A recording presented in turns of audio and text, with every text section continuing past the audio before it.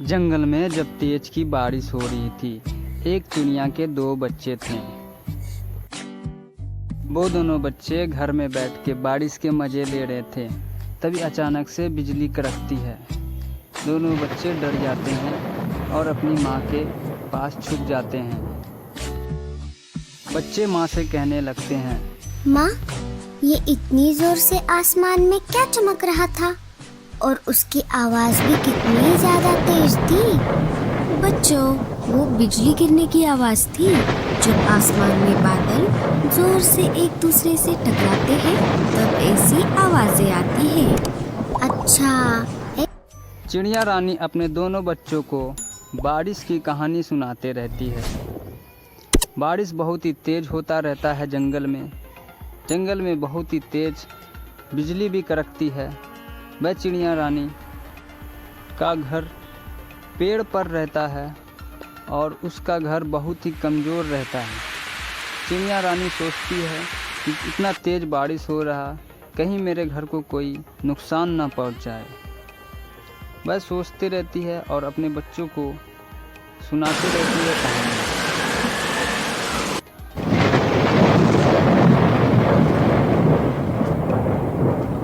दोनों बच्चों सोचते हैं और माँ से कहते हैं कि माँ, अभी तक पापा क्यों नहीं आए।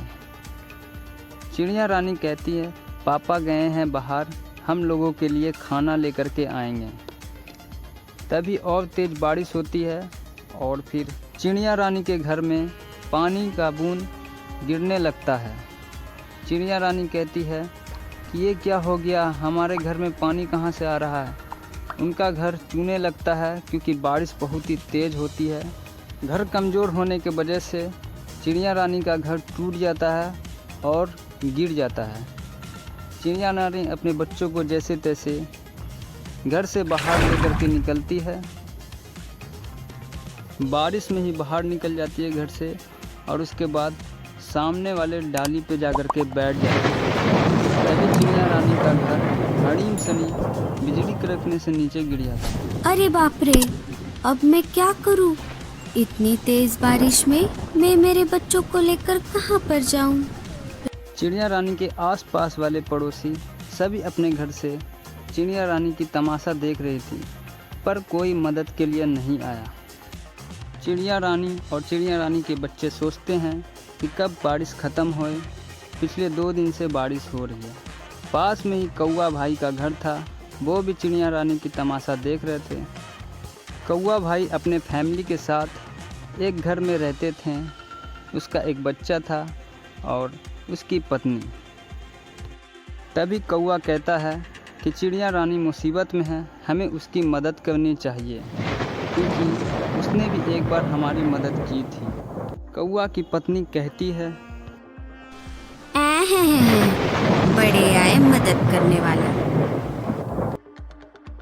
कौवा भैया अपने पत्नी को मनाते हुए रिक्वेस्ट करता है, कोशिश करता है और उसकी पत्नी बोलती है कि हमारा घर छोटा है, टूट जाएगा। लेकिन फिर भी कौवा कहता है कि हमें उसकी मदद करनी चाहिए, उसके बच्चे नहीं तो बीमार पड़ जाएंगे।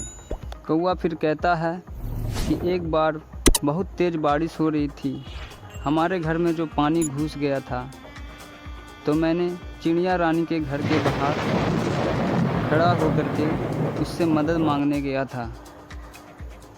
हम दोनों की मदद एक बार चिड़िया रानी की थी और फिर दरवाज़ा खोल के हमें अंदर बुलाया। कुछ देर तक हमें अंदर ही रखा क्योंकि बारिश बहुत तेज़ हो रही थी उस समय।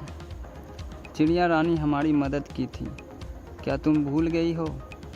और तुम भी चुपचाप चिड़िया रानी के घर के अंदर चली गई, तुम्हें शायद याद नहीं है।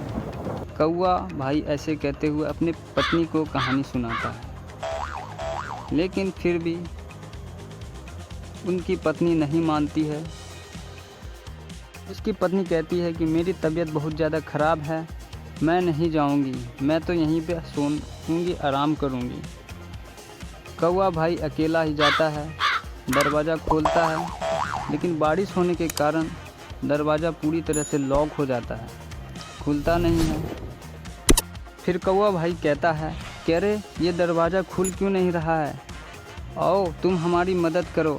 उसकी पत्नी कहती है कि नहीं, मुझे बहुत नींद आ रहा है, मैं जा रही हूँ सोने के लिए, तुम खुद ही करो।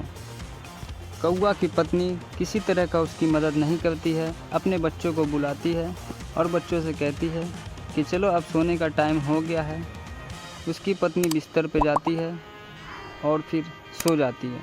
और इधर भोजन लेकर के चिड़िया राजा आता है, देखता है कि हमारा बच्चा और हमारा घर टूट चुका है।